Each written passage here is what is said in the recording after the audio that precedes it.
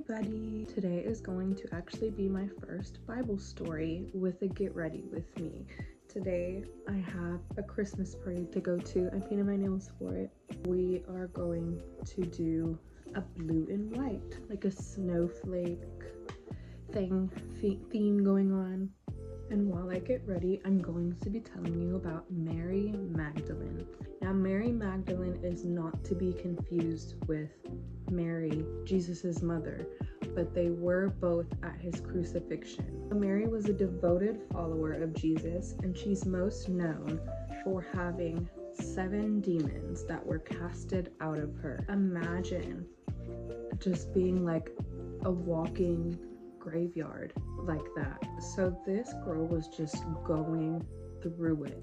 And on top of that, a lot of people started a rumor after all of this had happened that she was a prostitute. Now, I'm not sure when that rumor started, but I know that it was dismissed in 1969. The Catholic Church dismissed the whole thing, and it actually became such a popular rumor. And it's so crazy to think that even important women in the Bible have rumors made about them. So let's go from beginning to end on her story. So Mary Magdalene grew up in a small fishing town near the Sea of Galilee. In the Bible, it was said that she was possessed by 7 different demons. Now, at the time that she was possessed by these demons, Jesus had just started his ministry. And Mary Magdalene had began getting involved in Jesus's ministry that he had just started because he had casted all 7 of the demons that were controlling her out of her. They no longer had any control of her. This encounter of him casting all 7 demons out of her led to her being one of his first followers. And she began traveling with him and his other disciples. So instead of Mary being scared that somebody had the power to cast out all these demons, or that the demons happened in the first place, it made her bold and confident in following Jesus. Mary saw what Jesus can do, and it gave her the confidence to drop everything and be one of his followers. Mary is known in the Bible also for financing the ministry. It does not state how she got this money. It doesn't state if she was wealthy, an inheritance, a job. The Bible does not say, but she got that money somehow. So Mary and a few other women got together and helped Jesus spread the gospel and contributed resources to his ministry. Mary is most known in the Bible as one of the earliest followers, one of the only ones that saw Jesus be crucified, and one of the only followers to see him be resurrected. Mary is said to have a special connection with Jesus, and sometimes that caused conflict with Peter, who was also rumored to have the closest relationship with Jesus. I don't think it's a competition, but a lot of people emphasize Mary in the Bible because all it took was the one encounter with Jesus, and she completely changed her lifestyle and dropped everything for him. Now, if you fast forward to Jesus's crucifixion, everybody that was apparently there included Mary, Jesus's mother, then Mary Magdalene, Mary, Jesus's mother's sister, then Mary, the wife of Clopas. I don't know if I'm saying that correctly.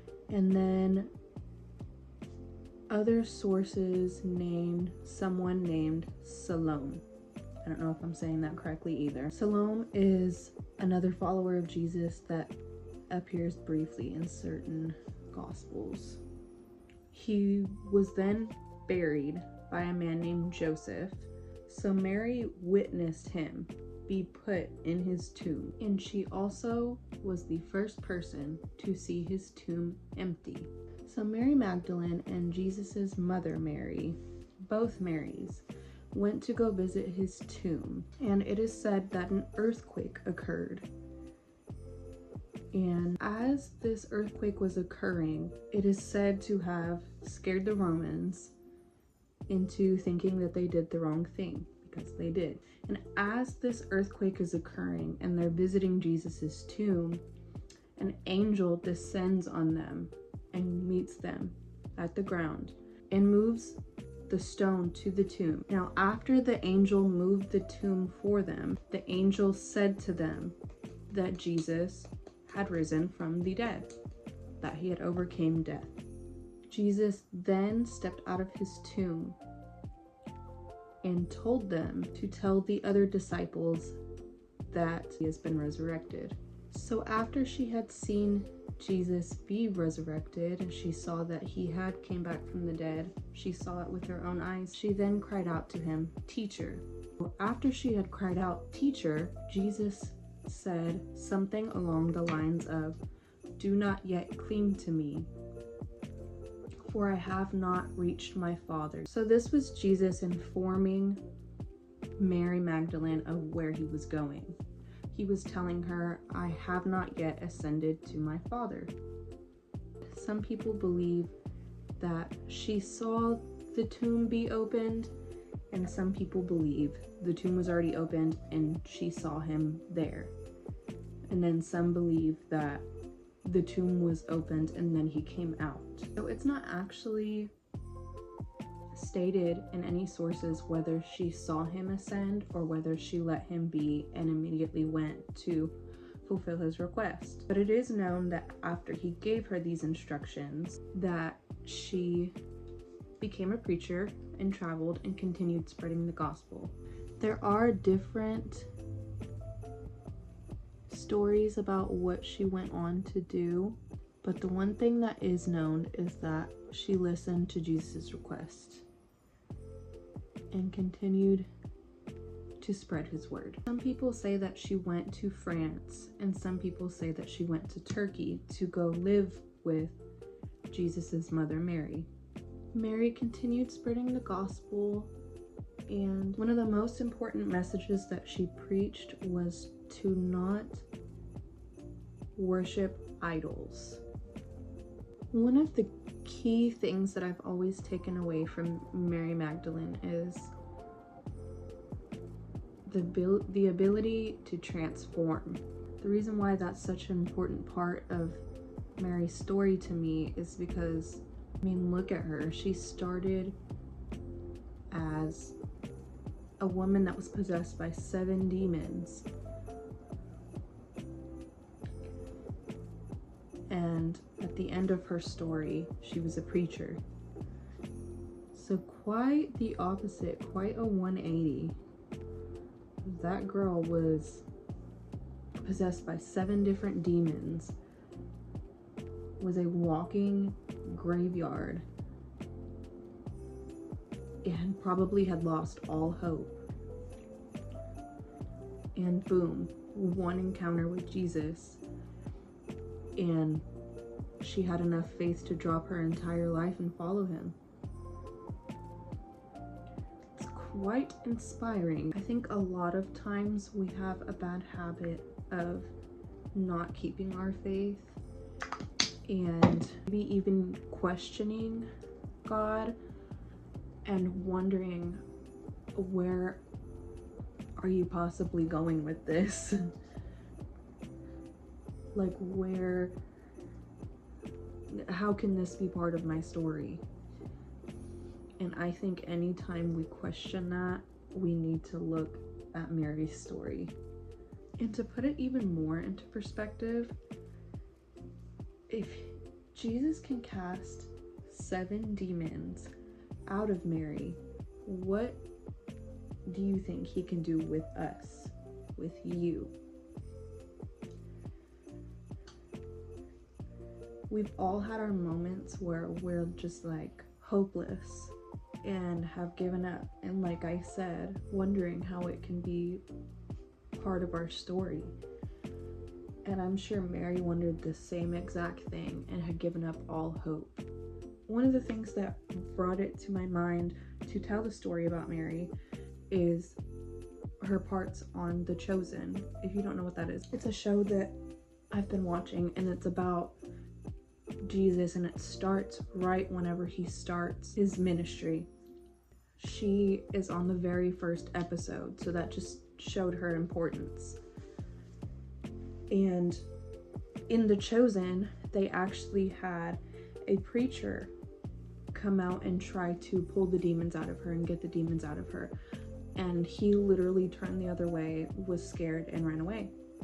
So she was absolutely hopeless, the epitome of hopelessness. And Jesus met her where she was, at her rock bottom, at the worst time in her life. That sounds like worse than anything I'll ever go through. I don't know about you guys. He meets her there and casts all 7 demons out of her without even a second thought. He ran in and helped her. So if you think for 1 second he won't do the same for you, you're wrong. My personal experience, this story reminds me of when I was living in Oklahoma. I was on the verge of homelessness. Some nights I was homeless, some nights I wasn't. Some nights I would be sleeping in an abandoned house, and some nights I would be sleeping at a family member's house, an in-law's house. And I just remember not really praying, because I didn't know who God was or Jesus or anything back then, so I didn't know that there was any hope for me. And somehow still I got out of that situation. Even before I ever knew who God or Jesus was, I was pulled out of that situation and brought back home to Texas. And if you would have ever showed me what my life looks like now, I would have told you, you're a liar. Ain't no way. And also in The Chosen, it shows that in a lot of parts, Mary doesn't feel deserving. And I totally feel that, because who I was back then, for the longest time, I was like, I don't deserve to have done that 180. Like, I was such a terrible person back then, and I did such terrible things and lived just such a nasty lifestyle. Like, how did I get here? And I don't struggle with that feeling anymore. I know that with the work of Jesus and how far he's pulled me, even sometimes whenever I was dragging behind him, I've came so far with him that I do deserve these nice things. I do deserve this calm lifestyle. I do deserve this nice lifestyle, because look at how long I spent in the lifestyle that was quite the opposite. In The Chosen, Mary overcomes this guilt and puts more of that negative energy into something positive, which is Jesus's ministry. There was just so many parts. Even reading the Bible, whenever I'm reading the Bible, I'm like, is this me? Simply because so many of her emotions and stuff are felt by women today. Once we get what we want, but also whenever we're hopeless and in the rock bottom part of our lives. And I hope that if you are somebody that is in that rock bottom, that you read or watch Mary's story, because it really is such a representation of what women go through today, before, during, and after finding Jesus. And it really just shows that Jesus will take you out of that pit and show you your purpose. Okay, you guys, I think the makeup's eating. And I think now I'm gonna get dressed. Thank y'all for listening. Like and subscribe if you'd like. Leave suggestions for the next Bible story that you'd like to hear in the comments. And I'll see you guys next week. You ready? Ready? Mama in the back. Milo, say hi. I feel like he's about to run. Come here. Don't run.